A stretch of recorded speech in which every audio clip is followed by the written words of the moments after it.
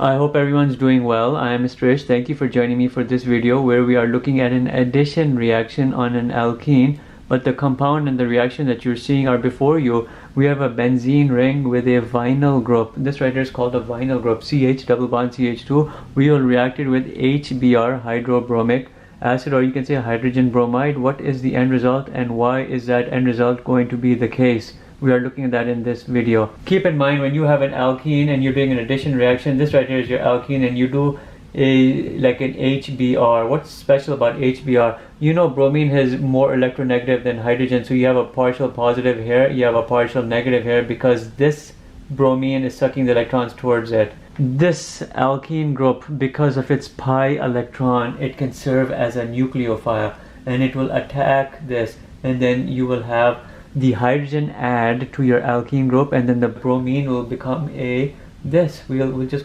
symbolize it as this. Now look what would happen when you do this type of reaction. You have the carbon, and now this hydrogen has been added, and now you have this carbocation, which represents a charge deficiency, but you also have this bromine just floating around. This is going to attack over here, and your end result will be the addition of the hydrogen and the bromine onto your alkene group. Here's your hydrogen, here's your bromine. What is the important aspect of this reaction? You have to keep in mind the Markovnikov rule. According to the Markovnikov rule, the hydrogen will add to the less substituted carbon. The halide group, which is being symbolized as an X because it could have been chlorine, bromine, fluorine, whatever, it's going to add to the more substituted carbon. And then you have to look at the carbocations which are developing. Here we're not looking at the emphasis of what type of carbocation it is. It could be a primary, it could be secondary, it could be tertiary. We're not looking at that here. But when we're looking at this particular reaction, you have to keep in mind the Markovnikov rule. Keep in mind again, the hydrogen will add to the less substituted carbon.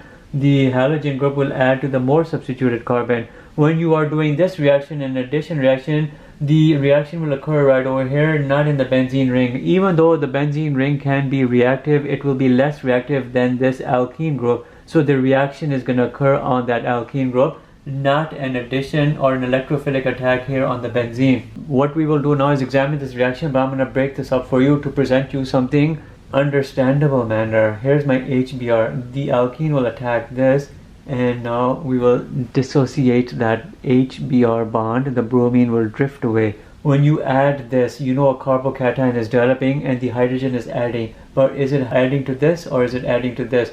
What is the more substituted? What is the less substituted carbon? Here you have a benzylic carbon. Here you have a primary carbon. This benzylic carbon is also attached to a carbon over here and a carbon here. So technically it's a secondary carbon, but it's also a benzylic carbon because you have a benzene ring attached. This right here is your primary carbon. It's attached only to one carbon. Now you are seeing this is your less substituted carbon, so the hydrogen must add over here. If it did not add over there and you added the hydrogen over here, this is what would happen, and it would not be successful. You are going to be adding now the hydrogen inappropriately here and developing a carbocation here. This carbocation is a primary carbocation. It cannot do anything, and when you add the bromine over here, it will be an end result which is wrong, and you would be looking at this as your end result, and it would not be stable because this carbocation cannot undergo any form of resonance. So this reaction here is wrong. The hydrogen must add over here and the bromine must add over here, because you will have resonance stabilization of your carbocation that develops.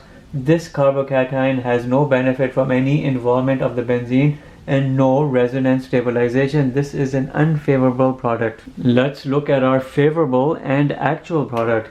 The benzene ring remains unattacked, but it will be involved by means of resonance. You have this develop here, a carbocation which is a benzylic and it's a secondary carbocation, and then the CH3, your hydrogen, has added over here. For explicit reasons, I can show you like this. We have a CH2 over here, and then I have my hydrogen. This is the hydrogen which has come from right here, but I'm going to revert this back to the appropriate format, and we'll put here a CH3. Now what we have is a benzylic or a secondary carbocation, and the benzene ring can be involved. And how will it be involved? Well, let's show you. You have the benzene being represented like this, and you will have a number of resonance structures which will be involved. You can have, by means of the arrow, electron shuffling, and let's show you what comes about.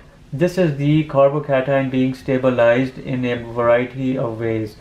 When you've brought the double bond over here, you've generated a carbocation over there, and then you have the remaining double bond. This is one resonance structure. Let's show you another. You can have yet another. You'll have at least 2 more resonance structures which will develop, and we will show you all of those. Now the carbocation will come over here, the double bond will be over here and over here. Let's show you yet another resonance structure here. Electron shuffling, CH with a double bond to your benzene ring, and then CH3. We'll make this neat here. I have a C and an H. The double bond has come over here, we have one over here, and your carbocation is over here. You have a carbocation which represents a charge deficiency. In that particular area, the octet rule is not met for whichever atom is bearing that positive charge, and it represents a less stabilized atom over there. But if you can shuffle that carbocation around a bunch of structures, resonance structures, then it increases the stability because you're involving a pi electron cloud of your benzene, which can donate some of its electron presence to that charge deficiency. By these resonance structures, you are in essence stabilizing a deficiency of charge, and that's your carbocation. And these are your resonance structures, and then you can shuffle your electrons over here and then end up back at this stage right over here, and then we can draw our arrow. When we do that over here, the positive ends up over here and we're back over here. So you have 1, 2, 3, 4 resonance structures with the benzylic or the secondary carbocation being developed, the hydrogen adding to the less substituted carbon, and this is the route which will take us to our product. The original route which I showed you, which was the less appropriate or not the actual route, gave you no resonance structures. Once you've seen these resonance structures develop, when you add the bromine, you know the bromine is adding to the more substituted carbon, and your end result will be this. You have your benzene ring. It will not add the bromine because alkene group is more reactive than the benzene ring. You have the CH, your Br, and then CH3, and this here is your end result, and it will be good. Stabilized through resonance because you have a benzylic and a secondary carbocation, and the benzene ring can be involved with that. And brings us to the end of this video. Thank you for watching.